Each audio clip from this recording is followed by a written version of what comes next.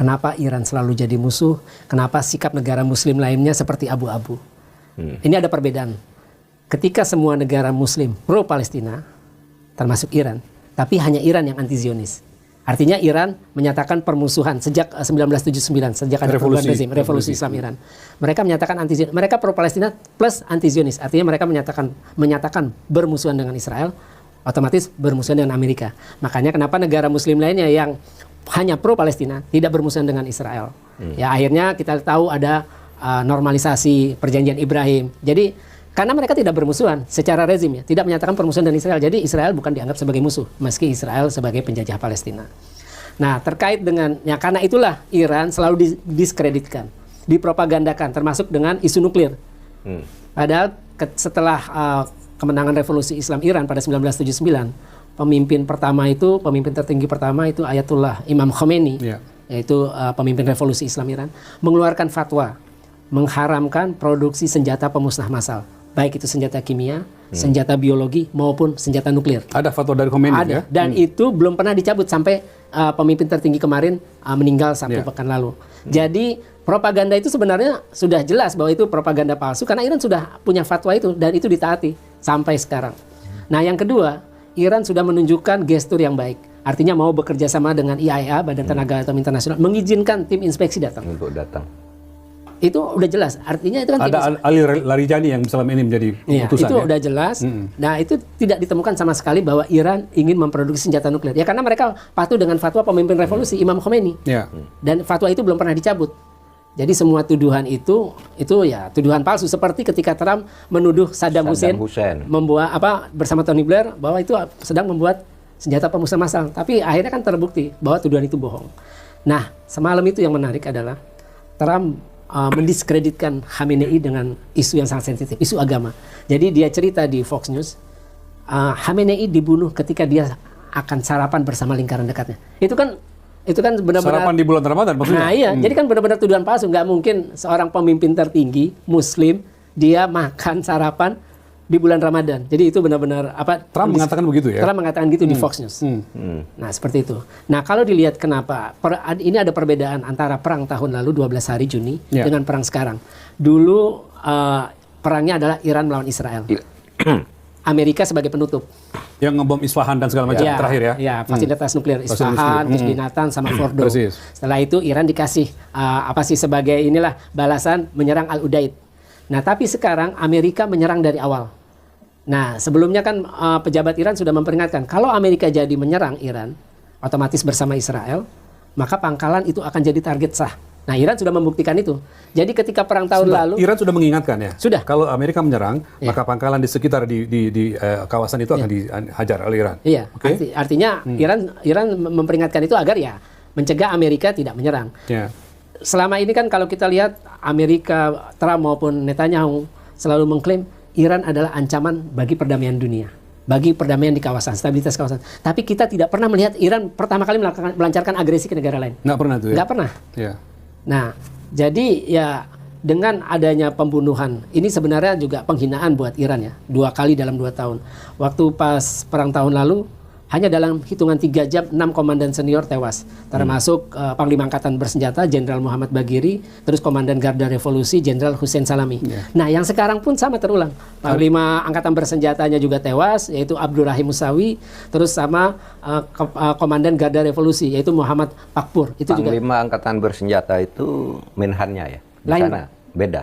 Nah, yang sekarang ada Menhan juga yang tewas. Juga meninggal. Meninggal. Ya, Amir Nasir Zadeh itu juga meninggal. Itu bersamaan meninggalnya ketika dibom Di hari pertama. Di hari pertama, Pak. Ya. Jadi memang ada kecurigaan itu bahwa Mossad memang sudah ada di Iran. Ada infiltrasi. Ada, iya. Karena Ahmadinejad, mantan presiden Iran, Mahmud Ahmadinejad pernah bilang Iran membentuk tim anti Mossad. Padahal tim Mossadnya sendiri ada di dalam. Nah, itu. Jadi sejak 2010 itu Mossad itu sudah melaksanakan misi pembunuhan terhadap ilmuwan nuklir Iran. Yang paling fenomenal pada November 2022 ketika Mossad berhasil membunuh kepala program nuklir Iran namanya Mohsin Fakhrizadeh. Saya pernah ziarah kuburnya itu di Teheran. Nah, itu. Jadi dengan terbunuhnya Ali Khamenei, ini jelas itu eskalasi pertama. Nah, kemudian eskalasi kedua dari perang ini adalah ketika Iran menyasar semua pangkalan militer. di Irak, di Jordania, di Arab Saudi, di Uni Emirat Arab, Bahrain, Kuwait, Qatar, terus juga ada di Oman. Itu udah eskalasi kedua. Eskalasi ketiga adalah ketika Hizbullah sudah turun. Ya, itu kemarin ya, hari ketiga kemarin ya. Ya, Hizbullah sudah menyatakan, dan itu Hizbullah sudah nyerang. Itu nyerang Haifa, terus menyerang pangkalan Inggris di Siprus. Nah, kalau Al-Hutsi dari Yaman. Hizbullah ini sebagai proksinya Iran di Lebanon ya. Lebanon. Jadi dia milisi Syiah. Milisi Syiah, ya. Terus Al-Hutsi dari perang hari pertama dia menyatakan dia akan berperang bersama Iran melawan Amerika dengan Israel. Nah, kalau berkaca dari perang Gaza awal Oktober 2023 sampai Oktober 2025, itu Al-Hutsiyun menyasar kapal-kapal dagang Amerika maupun Israel atau yang punya kaitan dengan Amerika maupun Israel di Laut Merah. Seperti itu. Ya itu eskalasi ketiganya. Tapi kemudian orang terhenyak ketika kemudian Ali Khamenei meninggal dunia. Orang jadi berpikir secepat itu hari kedua sudah bisa takluk gitu. Sehingga orang mau bayangkan ini tidak akan lama nih perangnya nih. Ini akan segera KO Iran. Ternyata sampai sekarang masih bertahan. Iya. Apa yang membuat Iran setelah kemudian meninggal pimpinan tertingginya, kekuatan masih tetap ada, bahkan bisa menghajar fasilitas Amerika di kawasan. Apa yang membuat seperti itu? Yang pertama, kematian pemimpin tertinggi Iran tidak bisa disebut sebagai sebuah kekalahan.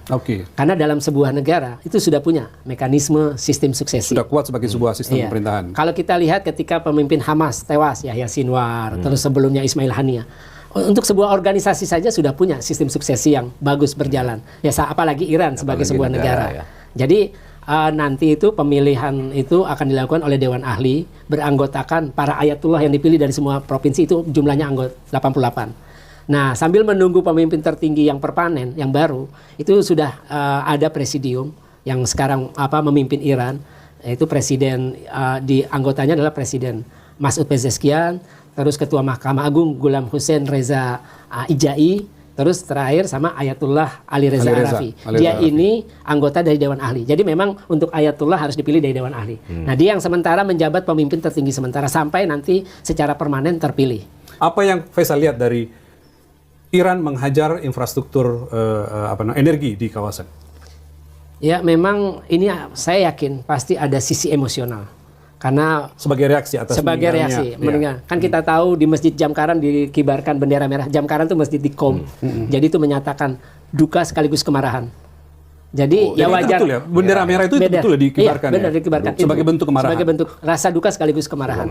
Ya, jadi wajar saja. Makanya saya juga menyayangkan ketika akhirnya Iran menargetkan bandara Dubai, bandara Kuwait.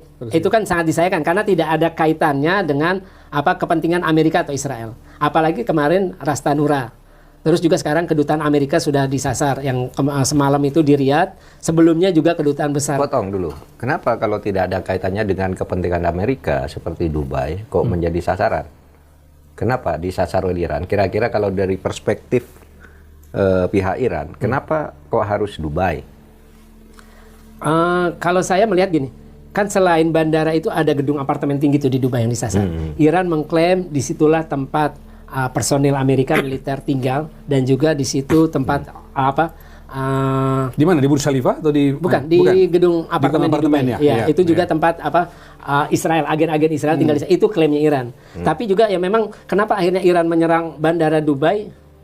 Ini ya mungkin sisi emosional kali Pak Mahfud. Saya juga tidak tahu kenapa motifnya itu. Tapi yang jelas perang kali ini berbeda dengan perang tahun lalu. Perang kali ini membuat pilar-pilar ekonomi di Timur Tengah, terutama di kawasan Arab Teluk itu jatuh. Kayak Dubai. Dubai destinasi wisata. Kalau bandara ditutup, penerbangan nggak ada, artinya turis nggak akan ada. Nah, terus kemudian Saudi. Saudi itu kan eksportir minyak terbesar, terus produsen minyak terbesar kedua setelah Venezuela kalau nggak salah. Setelah Rusia, maaf. Tapi dia cadangan minyaknya terbesar kedua setelah Venezuela.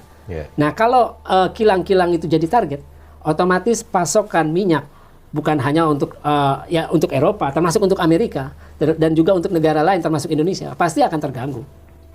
Jadi sepertinya seperti kata Menteri Luar Negerinya Iran, Abbas Araghchi, dan juga para pejabat Iran sebelumnya, bahwa perang kali ini akan berbeda dengan perang sebelumnya. Berbeda dengan perang sebelumnya. Dan sudah Ali Larijani, Ketua Dewan Keamanan Nasional, sudah bilang, kita siap berperang lama dengan Amerika maupun Israel.